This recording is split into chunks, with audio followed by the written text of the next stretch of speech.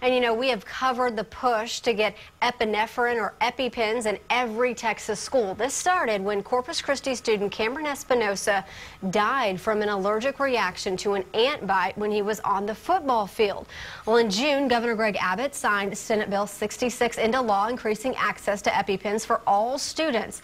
Here to talk about it, along with fall allergies, is Dr. Scott Oberhoff with the Austin Diagnostic Clinic. Good morning to you. Good morning. So let's first start with EpiPens and what this looks like, how you roll out and increase access to them, and then what they do and what they accomplish. Well, what this act was put forward for was to have increased access. So this allows for auto-injectable epinephrine pens to be available for students who may not know that they are allergic, so that in the event if they do have a severe anaphylactic type of reaction, they can have this available to them.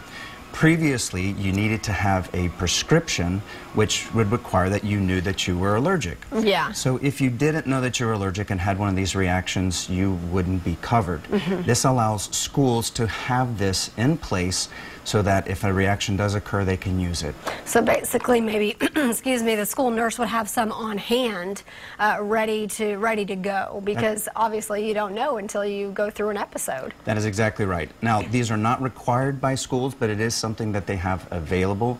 Nurses or any other trained individuals in the school can have access to them in a place so that if a reaction occurs, they can grab them quickly and use them. And you've got a couple, are these two different types in your hand here? Correct. These are the two main different types. They also have different ones that are generic, and so they may look a little bit different, but the same principle will apply.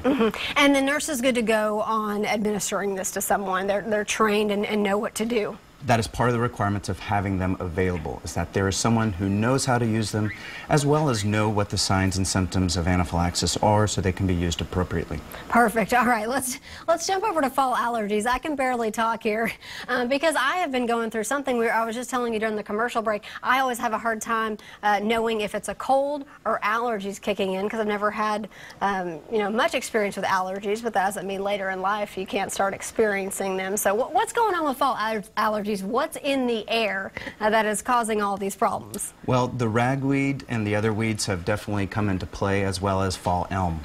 So both of those are the two major players that have been present for the last 3 to 4 weeks, and a lot of individuals have been really struggling with it this year. Without the rain, the pollen seems to stay in the air for quite a bit longer and really can trigger those symptoms. It can be very difficult to tease out what is a cold, what is an allergy, so we do allergy testing to help distinguish which those are going to be. Yeah, so step one, I know Rosie and David and Jim Spencer always have your allergy forecast, so if at the beginning of the day you start your morning and you see, okay, ragweed's a little bit up, is that a sign for someone to say, okay, maybe I need, a Benadryl today, or this or that, whatever your remedy is? Yes, so if there are high pollen counts and your symptoms are increased, then absolutely using those allergy medications to help with it. Now, generally, if you start before the season occurs, which is too late this season, but with cedar quickly coming up, you want to start before the season to help kind of prevent a lot of these symptoms. The medicines work better that way. Got it. I know sometimes we have talked about allergy shots here on the show. Is it already too late for that? It is. Allergy shots generally take several months to start being effective, so you're really going to have to wait till next season to have most of the effect if you start them soon.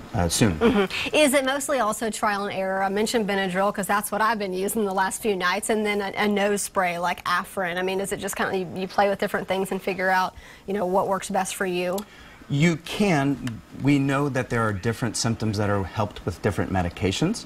And so if you go to your physician, you describe the symptoms that are going to be your most problematic, then oftentimes they can find the right medicine for you. Different medications trigger or cover different symptoms, and so that will be the most help. Okay, this just popped in my head. You hear a lot of people talk about just like natural remedies, honey, if you use it from local bees. If you found that to be successful? Generally, I don't find that to be successful. Most of the pollen that you're sensitized to is actually wind-driven pollen. So because of that, most of the pollen that you're getting in honey is from insects, and so you're dealing with different pollens that can be there. It can be helpful, but for the most part, it doesn't seem to cover most of the symptoms that are going to be present for you. Now we know. I'm glad that popped into my head. I said, well, I've got you here. I better ask you. Thank you so much. Very good information both on EpiPens and fall allergies. So pay attention to that allergy forecast. Rosie will probably mention it a little bit later in the show.